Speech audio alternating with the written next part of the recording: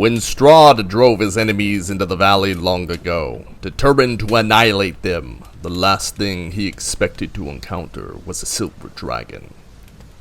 The dragon, who called himself Argynvostholt, had come to the valley years earlier in the guise of a nobleman named Lord Argynvostholt. The dragon had been lair in the valley solely because of its idyllic beauty. He knew of a place called the Amber Temple, a repository of evil power, guarded by the forces of good. Argynvostholt wanted to make sure that whatever was trapped inside the Amber Temple wouldn't be allowed to escape. So he built his fortified mansion, Argynvostholt, close by. As your party arrived in Argynvostholt, mine has, so if you're interested in creating an Argynvostholt of your very own and Inkarnate, please follow me, Rift Between Mediums, and I will show you just how. Let us begin. We find ourselves in the Inkarnate new map menu. When we're finished, this will be one big battle map, so let's select that option. We're going to want plenty of room to work with here, so let's go with landscape. And just leave the resolution at medium 2K. Of course, we'll need to name it Argynvostholt. A blank canvas for our creative vision. We'll start our journey with Argynvostholt's first floor. For that map, and really other larger maps like it, we are going to have to play around with some of the texture layers. To do that, let's navigate to our mask tool over here in our toolbar, or by selecting M. Getting started with the mask tool. I've always liked adding the whole map and remove as we go on. With our map totally filled up, let's begin the outline to Argynvostholt. If you're looking at the reference picture in the Curse of Strahd campaign book, page 131, we are going to go ahead and rotate this image 90 degrees to fit into our landscape mode in Inkarnate. If you want to rotate it back when we get to roll 20, that's perfectly fine, but for what we're creating here, I find it's much easier to do it this way. Right, using our masking tool again, we're going to use this rectangle tool. Also, let's toggle the snap to grid option down here at the bottom. This will help making all of our cutouts look even. All right, let's go to town.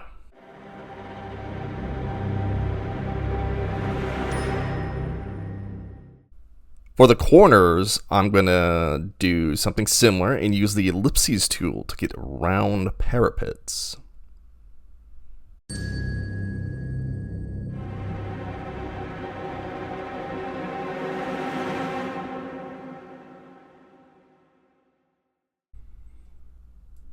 So, I sort of ran out of room here, but I can fix this. I'll just move all of our work around just a little bit. Over here at the bottom of our mask tool options, let's select Move Area, and then let's move that area. Good, good, I like that there. I can add some more space for my players when we get to roll 20, if I need to. Just have to adjust these bits here. Now, these corners over here are supposed to have like a little 45-degree angle. I have a trick for this. First, let's remove some ground over here. Okay, now we can get these sloped edges by selecting the polygon option on our mask tool. We can use these for the sides and edges to get those sloped angles we're looking for. Let's go ahead and finish this up, shall we? Brilliant. We have our base layer here. The stir texture kind of takes me out of what it is supposed to look like now. So for now, I'm going to find a stone texture and place that down. We'll add detail to that later. Let's go to our brush tool and find us a texture that we would like to use. I like this one. Now, with our new texture selected, we're going to drop the softness up here so we can just throw down a hard layer of the texture. We'll turn it back on when we go back to some more details. the next thing we're going to need to address here is the texture size. This is far too big of a perspective than what we're going for. To adjust the size, we have to go to our toolbar with the brush tool open. We head down here to advanced settings, and under texture scale, we can adjust what we need to here. We can make it bigger, but that looks goofier. I think that size 15 is more appropriate for what we're going with here. Now, some of you maybe have noticed a cool feature here. Why is my brush tool affecting just the outline of Argynvostholt and not the grassy area here?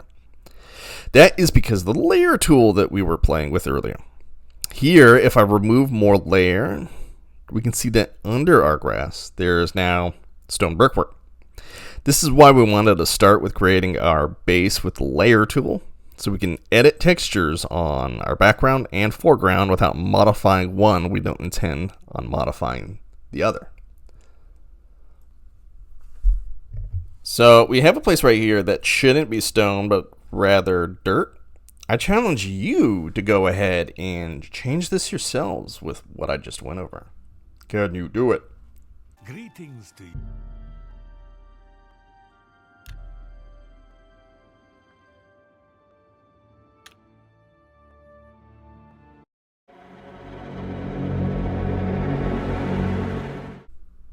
Getting to the good stuff, we begin to actually create the mansion. To do that, I like to begin now by building out the rooms. That means we're going to need walls. Let's navigate to the stamp tool at the toolbar.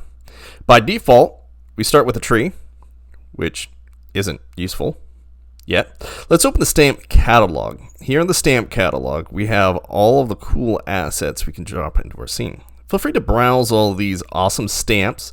Keep in mind, if you're not seeing all these options here, it's probably because you don't have the Inkarnate Premium membership. Now then, let's find some walls. Typing in the search bar, we can narrow down our search. Still, we have an amazing selection here. I want to find something that resembles our stone texture base. I like this one here. But we have a similar problem to when we selected our texture.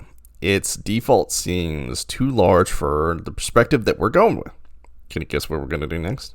That's right, we're going to have to drop our scale, which can be found in the toolbar with the stamp tool open. I think that somewhere in the 20s is a good size. Following the outline of the base ourselves, let's begin to build a wall, leaving some gaps for our doors.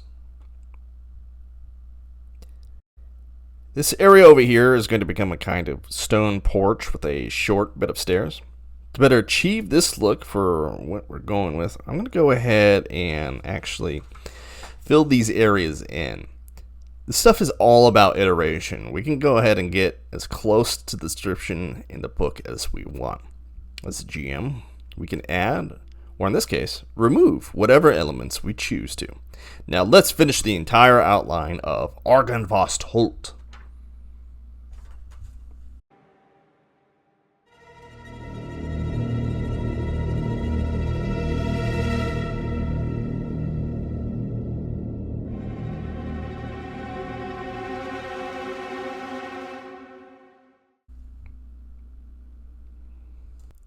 So you may have gotten into this parapet area over here and gotten in a bit of a problem. Our curving wall pieces don't curve the way we really want them to.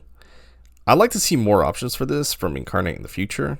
But for now, we can create the effect of curved walls by using a number of smaller sections, each with a little bit of a different angle. We make do with the tools at our fingertips. Furthermore, we don't need to build each one.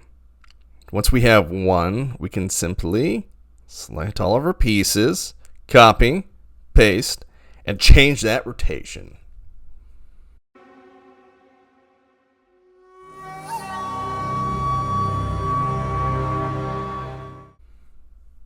All right, we have the outer edges. Let's shape the outlines to our rooms.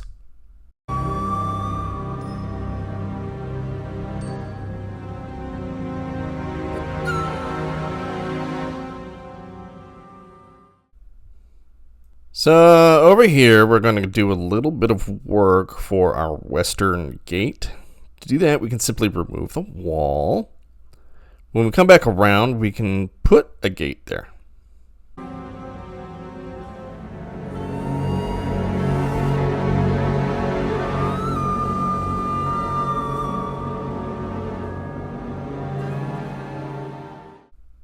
Whoops! I did forget a little thing here. The stairwells. Easy fix though! There we go! We have our Argynvostholt all outlined out. From here on forward, we can start going room to room, decorating it according to the description in the Curse of Strahd campaign book.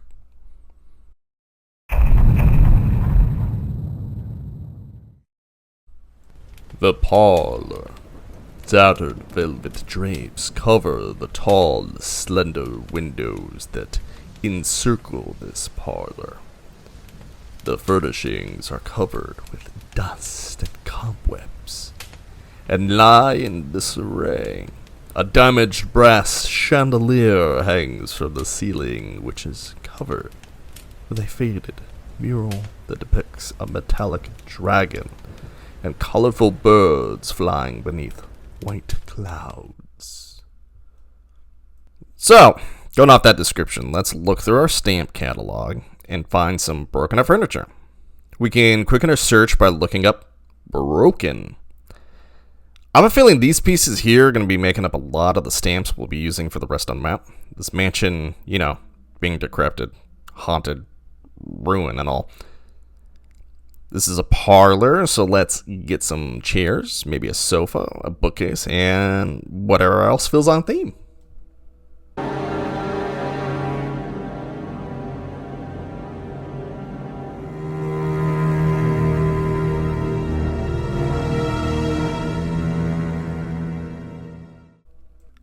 I'd like to finish this room with a nice tattered rug.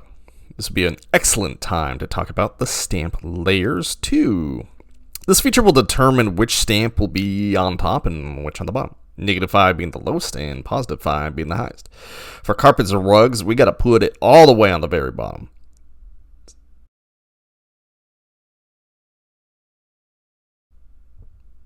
And finally, to seal the deal, we're gonna need a door.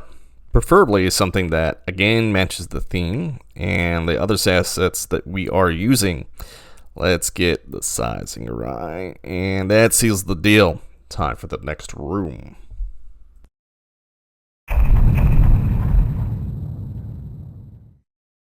Iron gate. An iron gate chain shut closes off a 10-foot tall archway on the north wall of the mansion. 10-foot high flights of stone steps to the west and east of the archway lead to the landings and doors that provide access to areas Q7 and Q9. Well, this one should be a pretty easy one. A gate and some stairs. Let's get to it!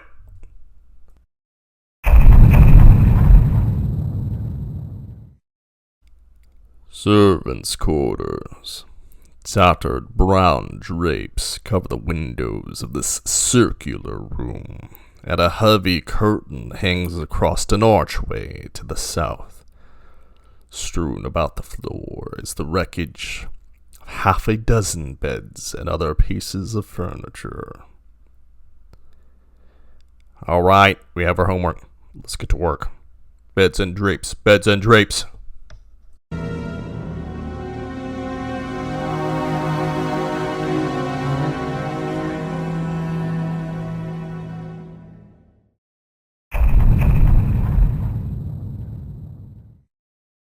Kitchen. This kitchen has been plundered. Its tables overturned. The floor is littered with rusted utensils and smashed crockery. Narrow windows flanking a hearth look out over a cemetery. An open iron pot hangs from a hook inside the blackened fireplace. It rattles on its hook and bobs up and down as if something is inside. So we left these locations here for hearths and fireplaces. We can play with our stamps to make something really cool. Grabbing an unlit one. I like this one here with the larger base. A good tool that the cooks would have used in the glory days of Argynvostholt. This gap here looks a bit funky, but I got a plan for this when we get to roll 20. Until then, I'm going to need everyone to trust me, okay? Now let's finish this kitchen.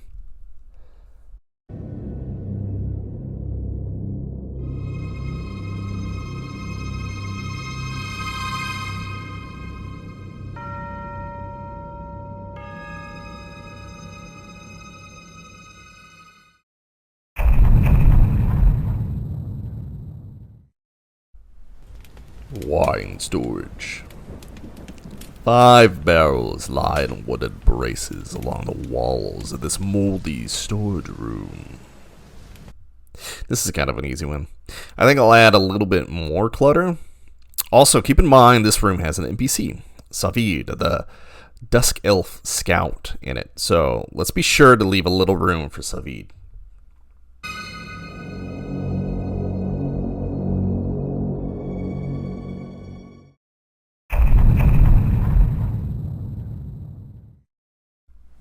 Dragon's Den. This wood-paneled den has been ransacked, its furnishings tossed about. A cold, dark hearth dominates the west wall between 2 narrow windows. Standing upright against the north wall is a sarcophagus made of a black wood with a queen's effigy carved into its lid. Alright, let's get to work.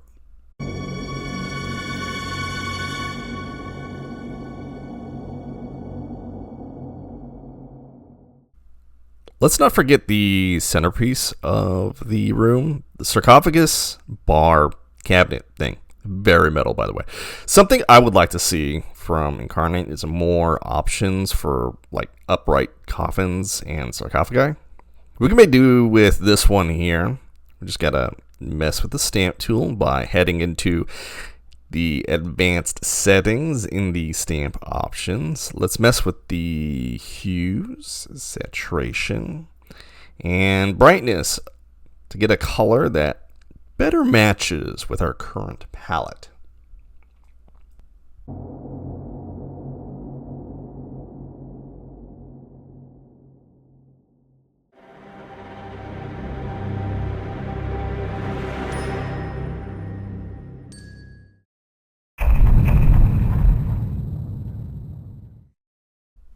Main entrance. Flagstone steps flanked by stone railings climb to a landing in front of a pair of wooden doors with rusted iron bands and knockers shaped like small dragons. Carved into the lintel above the entrance is the word Argynvostholt. This one's a really easy one too. Stairs, railings, and a good double door.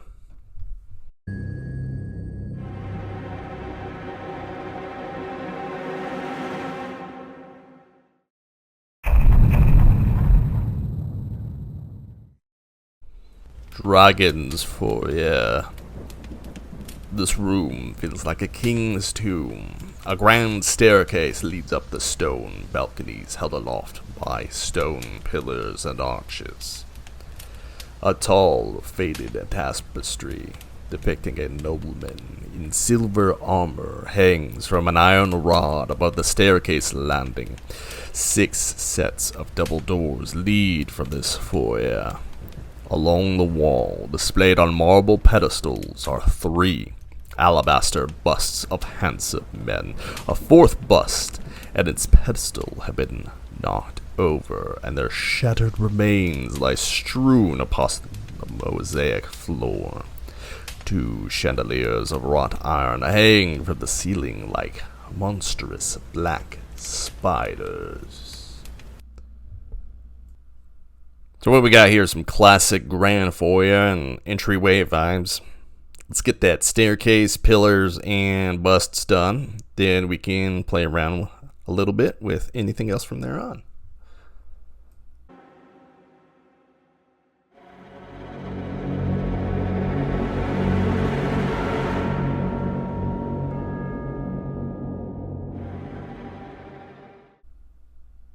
This is one of those moments where we can really get creative. I'd like to see some busts in the future from Inkarnate, but we can make do. Because what is a bust if not just a little statue? Now, let's add some more life to this for ya.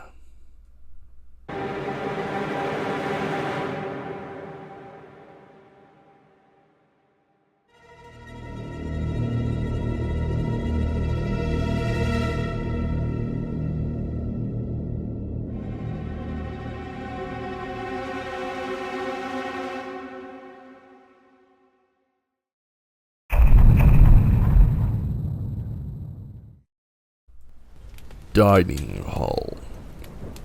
A 20-foot-long table with sculpted dragons for legs stands in the center of this hall.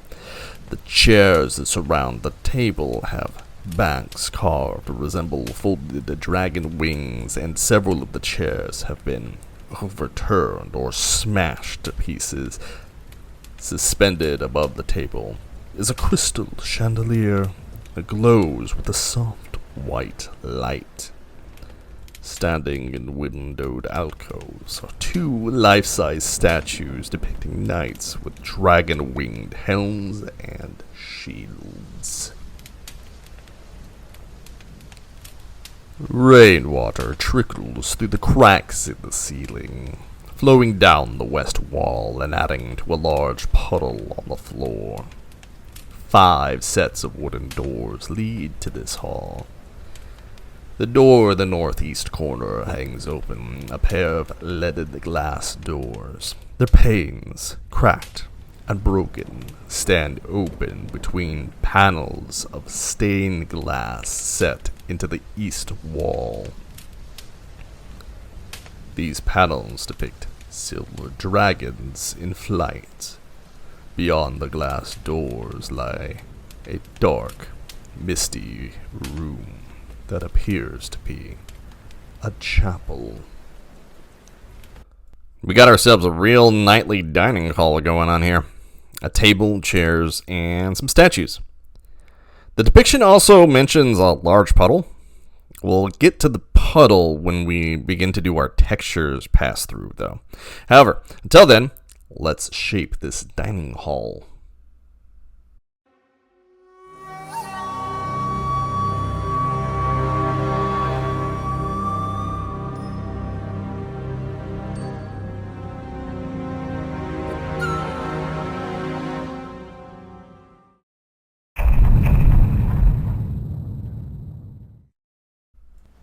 Chapel of Mourning.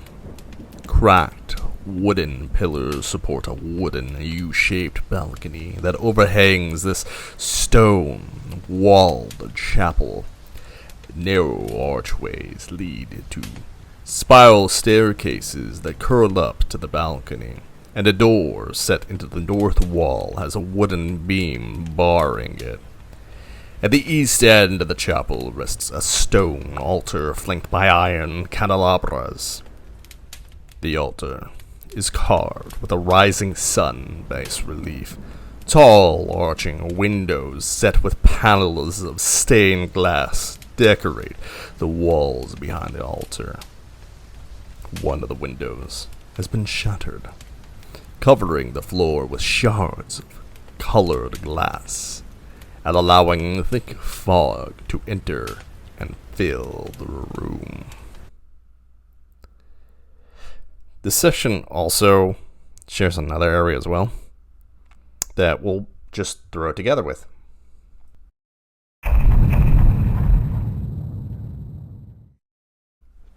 Chapel staircases. Narrow windows allow dim light to enter the 5-foot wide spiral staircase. Riveting stuff. I feel like Q14 should have just been part of Q13, but I suppose it just wanted to mention that these staircases, they lead to area Q24. But anyway, let's make a run down the chapel. We're gonna need an altar. We're gonna need pews. We're gonna need staircases. Let's go.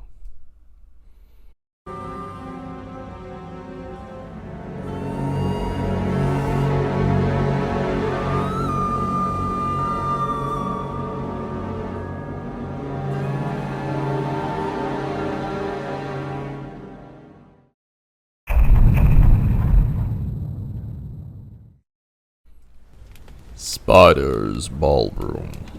Rubble is strewn throughout much of this vast chamber, caused by the partial collapse of the rooms above it. On the pink marble floor, fallen chandeliers lie amid broken chairs and other furnishings. Thick webs stretch from wall to wall, and moving among them are too many spiders to count. This is going to be a fun one. This room is going to be our biggest mess yet. Let's delete our walls and add some rubble, throw in some destroyed furniture, and wrap up with some spider webs and cocoons all over the place.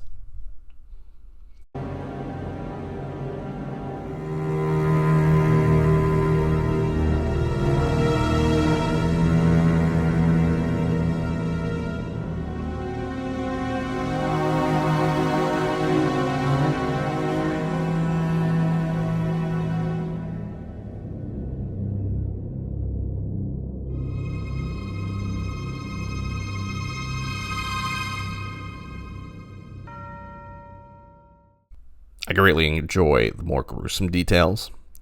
Effects like these just really paint like a visual for your players, adding to the narrative storytelling through the level design.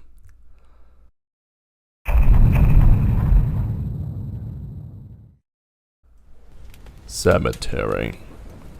Tucked behind the mansion is a fog-shrouded cemetery enclosed by a 7-foot-tall fence of wrought iron. In the northeast corner stands a mausoleum.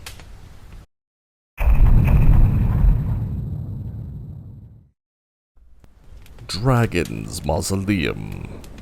Tarnished silver-plated gargoyles shaped like dragon warblings cling to the stone-tiled roofs of this mausoleum. An 8-foot-tall, 4-foot-wide white marble door set into the southwest wall is engraved with a name: Argynvostholt. Another two-fair area. Let's go ahead and liven up this cemetery with some headphones and a fence.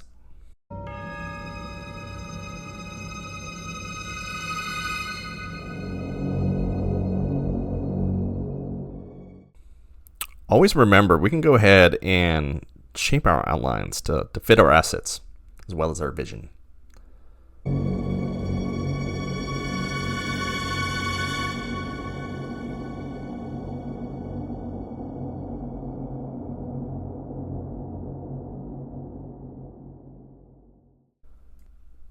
Last area, adventurers! We're nearly there!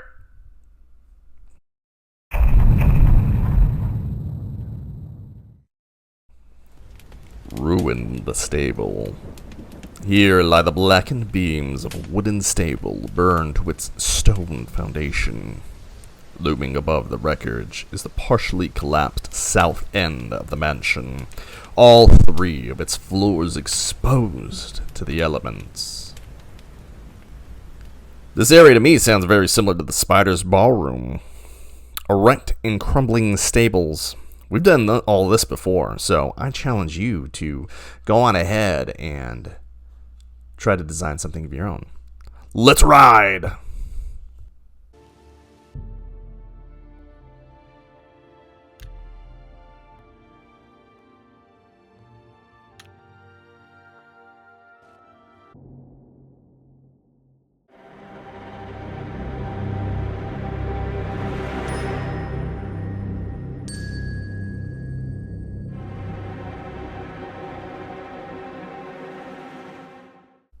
Okay, so now all the areas of floor 1 of Argynvostholt are completed.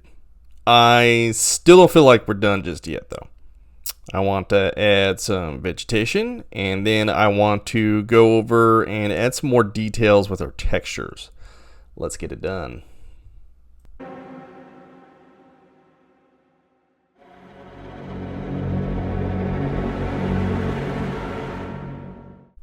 For our textures, first of all, I'd like to start with the layer of dust throughout the whole mansion. I know just the texture, so hold your sneezes till the end, please.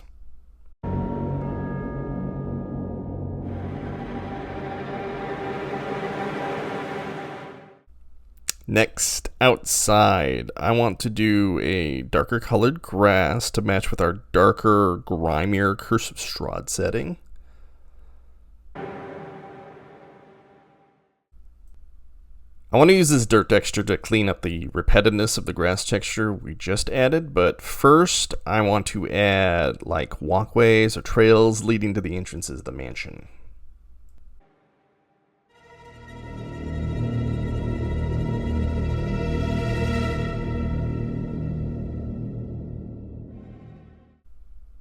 Finally, I want to add those puddles I mentioned earlier. It's a narrative design choice because of the state of the mansion's roof, so I really don't want to forget it.